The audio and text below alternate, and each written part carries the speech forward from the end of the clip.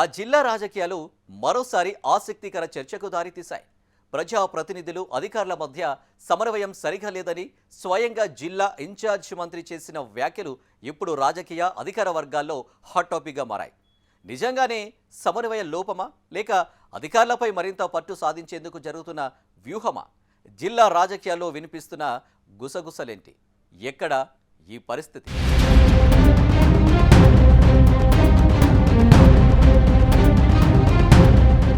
విజయనగరం జిల్లాలో ఎమ్మెల్యేలు అధికారుల మధ్య సమన్వయం కుదరటం లేదన్న వ్యాఖ్యలు బయటికి రావడంతో పరిపాలనా వ్యవస్థపైనే చర్చ మొదలైంది. కానీ అధికార వర్గాలు మాత్రం ఈ వాదనను పూర్తిగా తోసిపుచ్చుతున్నాయి.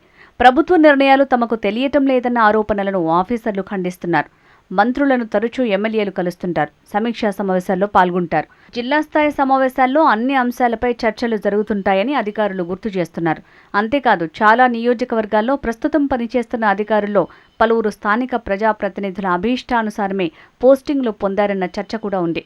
అలాంటప్పుడు ప్రభుత్వ నిర్ణయాలు తమకు చేరటం లేదని చెప్పడంలో ఎంతవరకు వాస్తవం ఉందన్న ప్రశ్నలు వినిపిస్తున్నాయి.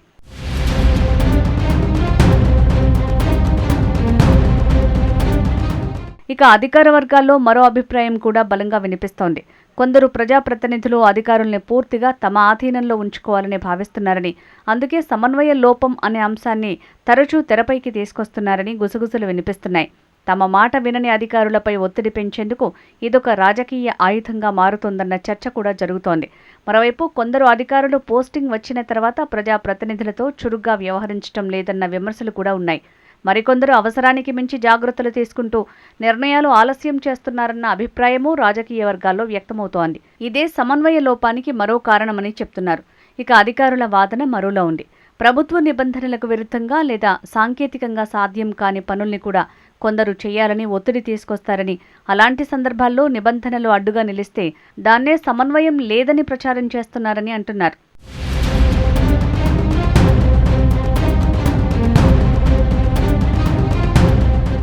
ఆర్డబ్ల్యూఎస్ పరిధిలో కొన్ని గ్రామాల్లో ఓవర్ హెడ్ ట్యాంకుల నిర్వహణకు సాంకేతిక సమస్యలున్నాయి. మెట్లు లేకపోవటం వంటి భద్రతా సమస్యల కారణంగా వెంటనే పనులు చేపట్టడం సాధ్యం కాదని అధికారులు చెబుతున్నారు. అలాగే రహదారుల నిర్మాణంలో జిల్లా వ్యాప్తంగా వందలాది వినతులు వస్తున్నప్పటికీ మా నియోజకవర్గాలకే ముందు ప్రాధాన్యం ఇవ్వాలి అని కొందరు ఎమ్మెల్యేలు ఒత్తిడి చేస్తున్నారన్న చర్చ కూడా అధికార వర్గాల్లో వినిపిస్తోంది.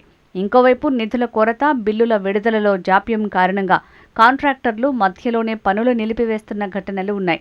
అలాంటి పరిస్థితుల్లో కూడా అధికారులనే బాధ్యుల్ని చేయటం సరికాదని వారు అభిప్రాయపడుతున్నారు. ఇదే సమయంలో జిల్లా రాజకీయాల్లో వర్గపోరు కూడా సమన్వయ లోపానికి మరో కారణమన్న విశ్లేషణ వినిపిస్తోంది.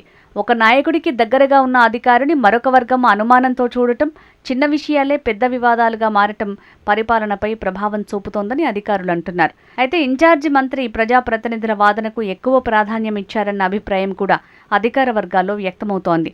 అధికారుల సమస్యలను కూడా సమానంగా వినాల్సిన అవసరం ఉందని వారు భావిస్తున్నట్టు సమాచారం.